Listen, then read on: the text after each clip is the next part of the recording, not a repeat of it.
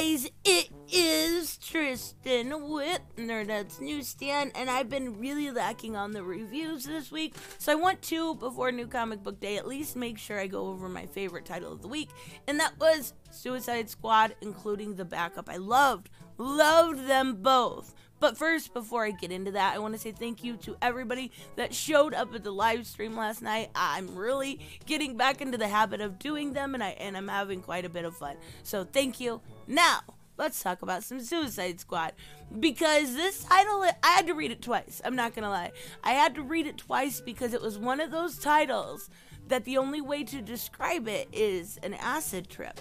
Except for this time, instead of being like Green Lantern, where it was all convoluted and made no sense, this time it was really, really good. Like, it's very odd. It's very out there. But everything about this title was fantastic. Like, it's on a totally different Earth. So they make that very apparent in the beginning. The takes place on Earth 3, home of the crime syndicate. That will eventually, I think, become important, but it is not like the Prime Earth. It is very orderly. There is no crime, and we learn the cost to that is actually tied more to the Justice Squad. Now, the Justice Squad is not it is not a good group of people. It's actually a bunch of people masquerading as characters that they are not. One being William Cobb Talon, who is Batman, or Hypnotic Woman as Wonder Woman. We also have the most lame villain ever making a return as the Fisherman, and Connor Kent as Superman. Now, I think that's a really good spin because it takes what was originally supposed to happen to the clone of Connor Kent and actually gives him the ending that he was supposed to have. He didn't turn into Superboy. He did get his leather jacket. Amanda Waller makes that clear eventually. But he actually gets to go into his destiny, and we see how that affects him. And then we have Clayface as Martian Manhunter, all of which do a absolutely terrible job. But it didn't make sense at first because this is not a Justice League or a Justice Squad or a JSA or any of those titles. This is a title that is simply supposed to be Suicide Squad, and we actually won't get to them till the end. But we see a fight with Mongol, and we see a fight with Sinestro, and it's just basically a fight. There's a couple little spots that are super on the nose, like super on the nose when it comes to William Cobb, when it comes to Batman in this universe. You're no hero, Sinestro. You're an alien, and all aliens are scum. I have no idea which way you vote, none whatsoever. Yeah, you made it clear. There's a couple spots. I think there's one more, if I remember correctly. But, yeah, no.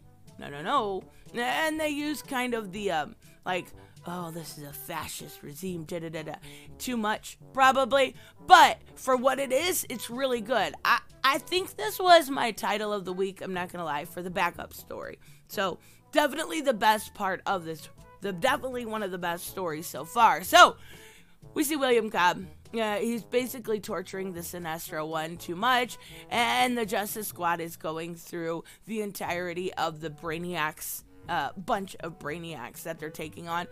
So William gets murdered, just completely murdered. Yeah, you have no reason to feel bad for him. He's a talent. He's going to come back, and he has come back. Every time he comes back, he's a little crazier. But we have a character that we've seen teased in Infinite Frontier, and that one would be actually Bolt. And Bolt used to be a Teen Titan. She's an Australian teen. She is a descendant of Reverse Flash, so that makes sense with the color scheme and the ability to be a little bit more evil. But she is the one that is going to essentially have the moral compass, for whatever her moral compass is worth. It's very clear you're going to make this character end up being a good character, right? So we see a lot of argument just on that point. We see a lot of argument between her and Fisherman. She wants to not be murderers, basically, And he's like, you know, you just have to do this. We keep hearing, you just have to do this or you'll be killed, or you'll be killed, or you'll be killed. And it comes to find out it's because of Waller. Now, it is nice to see Waller back. During the Suicide Squad run most recently with Tom Taylor, she kind of took a way back seat, right? So it's nice to see her back. It's definitely a good thing. And then to see the version of Kahndaq actually become Superman, I really enjoy also. So we see Amanda, and she's basically fighting with them, telling them they better behave or they're going to be the next one dead. And she takes Connor to the side. Now, when she takes Connor to the side, they escape off into this little room, and she is definitely a bitch. Like an absolute bitch. She tells him at one point, unless you listen to me, I still have those sunglasses and I still have that leather jacket. Do you want to be buried with it or not? Like, okay. But she shows us the crime syndicate, and she still has them. Now, they're in little chambers put up. But it's clear that she has that. She also has a Black Lantern ring. What her use is for it, I have no idea. But then, a little bit of weirdness happens, and I don't know if it's just me or what, but where Black Manta came in this story, I don't know. He just showed up one day in the woods. Like, that's creepy. That's creepy, buddy. You don't just randomly show up in the woods. Okay.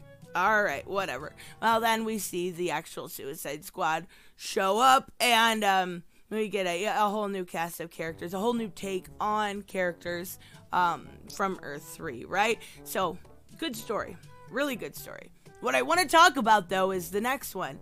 In a time where we are in the 853rd century. Now, this should ring true a little bit to some of you that have read DC 1 million.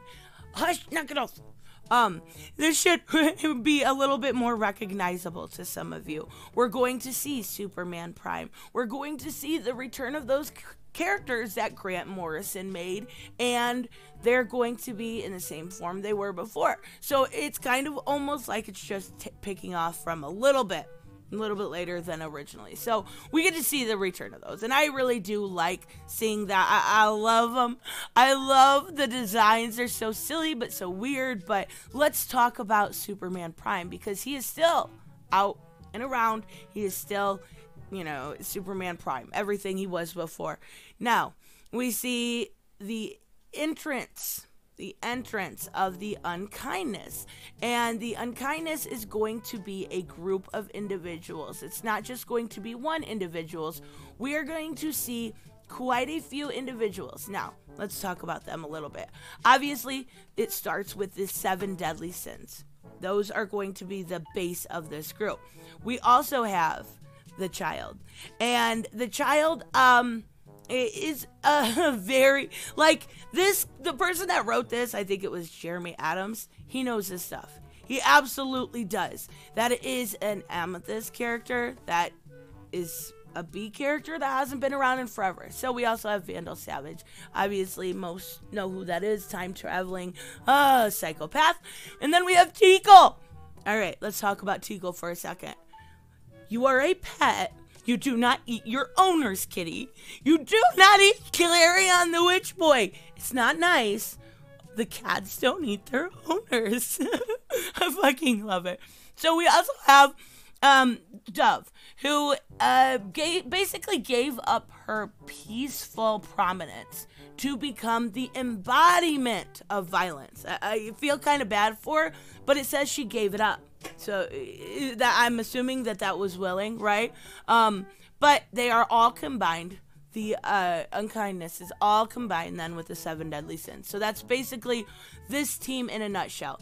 And they pretty much very easily take down Superman Prime, which is surprising just simply because of who he is. Superman Prime is, in essence, the most powerful character, and he's gone.